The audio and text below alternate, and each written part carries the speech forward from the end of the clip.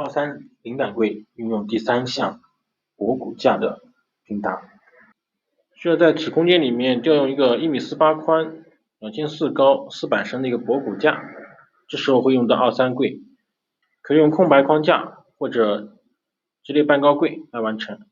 选择直列半高柜，设置对应的宽度、深度、高度、靠墙距离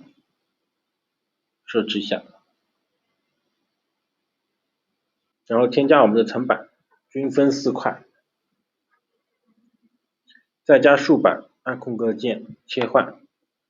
每一层先放1块竖板，再将其中第2层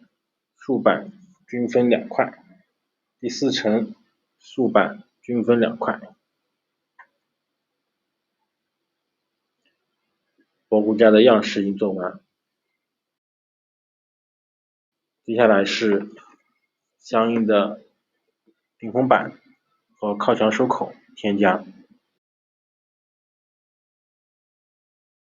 整体博骨架完成。